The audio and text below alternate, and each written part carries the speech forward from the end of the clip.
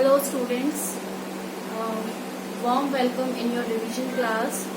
Today we will discuss chapter number 14 that is chemical effect of electric current. आज हम revision करेंगे chapter number 14 का। जब हम इस चैप्टर को कर रहे थे हमने अच्छे से रिवाइज नहीं, कुछ टॉपिक्स हमने थॉरली पढ़ लिए थे, अब कुछ अच्छे से इसको रिवाइज करेंगे, ठीक है। तो चैप्टर नंबर 14 में हमने पढ़ा था chemical effects of electric current. Class 7th में आपने इस चैप्टर को पढ़ा भी था, जिसमें कि हमने हीटिंग इफेक्ट और मैग्नेटिक इफेक्ट के बारे में बात की थी कि आपने क्लास 7th में heating effect of electric current and magnetic effect पढ़ा होगा। तो हीटिंग इफेक्ट और मैग्नेटिक इफेक्ट क्या होता है कि जब इलेक्ट्रिसिटी पास होती है, ठीक है, किसी सर्किट से जब इलेक्ट्रिसिटी पास होती है तो उसमें हीटिंग इफेक्ट देखने को मिलता है, ठीक है। फॉर एग्जाम्पल कि जो घर में बल्ब होता है, ट्यूबलाइट होता है, हम देखते हैं कि काफी समय तक अगर वो जलता रहता है तो वो कैसा हो जाता है, हीट हो जाता है, ठीक है। दैट इज हीटिंग इफेक्ट, ठीक है। इसी तरीके से मैग्नेटिक इफेक्ट का भी हमने देखा था, बार मैग्नेट को देखा था कि बार मैग्नेट जो होता है उसको जब एक सर्किट के साथ लगाया जाता है तो वो क्या करता है, वो भी इफेक्ट शो करता है, ठीक है। तो ये सब हमने देखा था हीटिंग इफेक्ट और मैग्नेटिक इफेक्ट में। इस क्लास में, इस चैप्टर में हम बात करेंगे सब कुछ केमिकल इफेक्ट के बारे में कि केमिकल इफेक्ट क्या होता है जब इलेक्ट्रिसिटी पास होती है, ठीक है, किसी भी सर्किट से, किसी भी पाथ से। तो सबसे पहले हम देखते हैं इस चैप्टर में सबसे पहला टॉपिक, सबसे इम्पोर्टेंट, सबसे बेसिक, कि कंडक्टर्स और इंसुलेटर्स क्या होते हैं। कंडक्टर्स क्या होते हैं? Materials that allow electricity to flow through them, ठीक है, कि वो मटेरियल्स जो इलेक्ट्रिसिटी को अलाउ करते हैं, मतलब जब इलेक्ट्रिसिटी उसमें से पास होती है तो वो क्या करते हैं, इफेक्ट शो करते हैं, ठीक है, जिससे कि हमें पता चलता है कि वो कैसा है, गुड कंडक्टर है इलेक्ट्रिसिटी का, मतलब वो इलेक्ट्रिसिटी को क्या कर रहा है, ले रहा है। दूसरी चीज इंसुलेटर्स। इंसुलेटर्स क्या होते हैं? Materials that do not allow electricity to flow through them. वो ऑब्जेक्ट या वो सब्सटेंस जो कि इलेक्ट्रिसिटी को अलाउ नहीं करते हैं, उस पर इलेक्ट्रिसिटी पे कोई फर्क नहीं पड़ता है, ठीक है, दैट इज इंसुलेटर। तो कंडक्टर्स और इंसुलेटर्स क्लियर हो गया कि कंडक्टर्स होते हैं गुड, जो कि इलेक्ट्रिसिटी को कंडक्ट करते हैं, और insulators that do not conduct electricity. इसके बाद हमारी बुक में कुछ इस तरीके से डायग्राम्स बना रखे हैं, ठीक है। डायग्राम्स से क्या पता चलता है, देखिए यहाँ पर कुछ डायग्राम्स बना रखे हैं, 3 डायग्राम है, मैंने भी यहाँ पर यही डायग्राम बनाया है। फर्स्ट डायग्राम क्या शो कर रहा है कि यहाँ पर एक बल्ब है, ठीक है, दिस इज अ बल्ब। ये एक सर्कुलर पाथ है, एक वायर के थ्रू एक सर्किट बनाया गया है, और यहाँ पर ये बैटरी है। सभी बच्चों को पता है ये बैटरी का सिंबल होता है, ठीक है। सेल का सिंबल सबको पता है, इस तरीके से सेल होता है, एक नेगेटिव एक पॉजिटिव, ठीक है, इस तरीके से सेल का सिंबल होता है, और बहुत सारे सेल आपस में कनेक्टेड होते हैं तो वो बैटरी इस तरीके से बनता है, क्लियर। अब बैटरी में एक नेगेटिव एंड होता है, एक पॉजिटिव एंड होता है, सबको पता है, ठीक है। तो ये एक सर्किट बनाया है हमने, यहाँ पर बैटरी अटैच किया है, यहाँ पर एक बल्ब है, और ये पूरी कनेक्टिंग वायर्स है। क्या है? कनेक्टिंग वायर्स, ठीक है। अब यहाँ पर आप इस सर्किट में देख रहे हो कि ये A और B पॉइंट है जो कि ओपन है। यहाँ पर क्या है, ये गैप है इन दोनों के बीच में, मतलब यहाँ पर वायर एक दूसरे पॉइंट को कनेक्ट नहीं कर रही है, मतलब आपस में जुड़ नहीं रही है। इसका मतलब सर्किट कैसा है, ओपन है, ठीक है। जब भी सर्किट ओपन रहेगा कहीं से भी, तो इसका मतलब इलेक्ट्रिसिटी पास उसमें नहीं हो पाएगी। अगर मान लो कि यहाँ से इलेक्ट्रिसिटी फ्लो हो रही है और यहाँ पर जाकर ब्रेक हो गई, तो इलेक्ट्रिसिटी पूरे सर्किट में नहीं जा पाएगी और ये बल्ब ग्लो नहीं करेगा, ठीक है। तो इस सिचुएशन में बल्ब नॉट ग्लो, ठीक है। ए सिचुएशन में बल्ब ग्लो नहीं करेगा। सेकेंड वाले डायग्राम में आते हैं हम, बी वाले डायग्राम में। यहाँ पर आप देख सकते हो कि सेम पाथ है। अब यहाँ पर मैंने ए और बी की जगह यहाँ पर एक पेपर क्लिप लगा दिया है, ठीक है।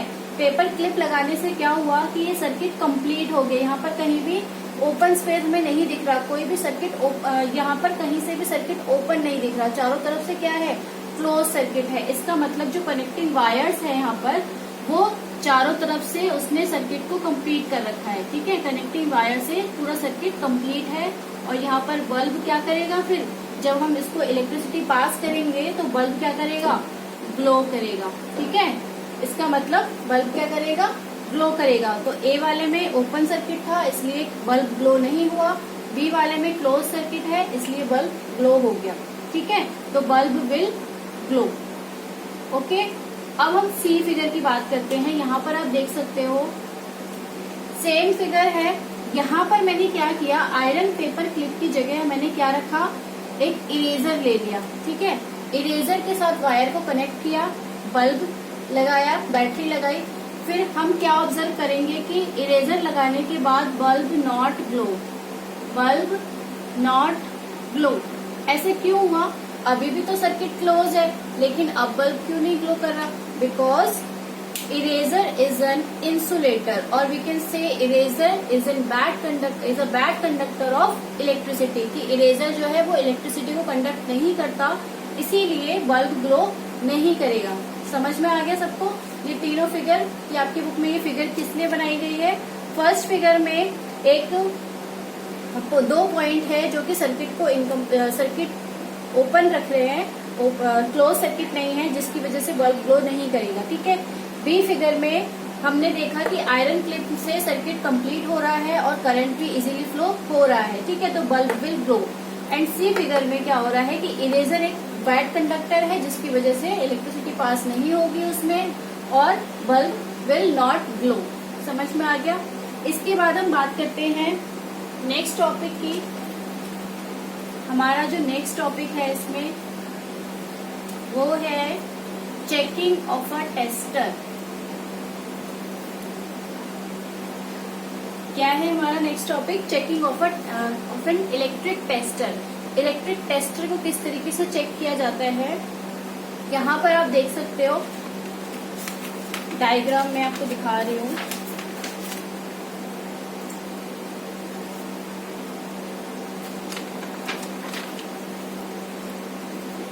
यहाँ पर लिखा है, you need to check the electric tester before you conduct any activity और experiment. Join the free ends of the tester together for a movement. क्या करना है, कोई भी एक्सपेरिमेंट को कंडक्ट करने से पहले आपको टेस्टर को चेक करना है कि वो टेस्टर वर्किंग है या नहीं है। ठीक है, this complete the circuits of the tester and the bulb glows. ठीक है, However, if the bulb does not glow, it means that the tester is not working. अगर बल्ब ग्लो नहीं करेगा इसका मतलब टेस्टर काम नहीं कर रहा है, टेस्टर हमारा खराब है। ठीक है, the possible reasons are, क्या क्या रीजंस हो सकते हैं।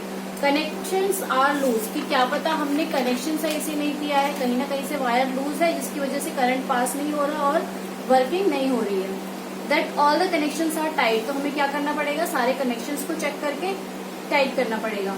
रीजन सेकंड क्या हो सकता है, द बल्ब इज फ्यूज, कि जब जो हमने बल्ब लगाया है चेक करने के लिए वो बल्ब भी फ्यूज होगा।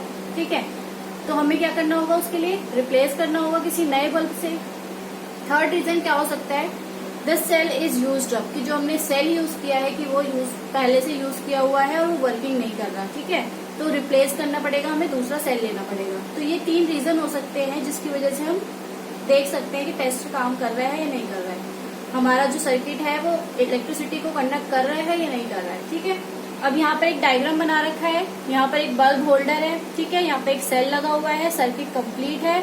उसके बाद आप यहाँ पर टेस्टर को ज्वाइन करोगे और चेक करोगे कि टेस्टर में क्या हो रहा है। टेस्टर के फ्री एंड को कैसे चेक करना है, while checking your tester do not join the free ends for more than few seconds. मतलब ये नहीं कि आपने लगा के उसको छोड़ दिया, बस उसको आपको टच करके देखना है कि उसमें लाइट जल रही है या नहीं जल रही है। ठीक है, तुरंत से उसको हटा देना है। To prevent the cell of the battery to drain very quickly, इससे क्या होगा कि आपकी जो बैटरी लगी हुई है वो ड्रेन नहीं होगी। ठीक है, और अगर बहुत देर तक आप उस टेस्टर को लगा के छोड़ दोगे तो आपकी बैटरी बिल्कुल ड्रेन हो जाएगी। क्लियर, तो ये था हमारा टेस्टर के बारे में।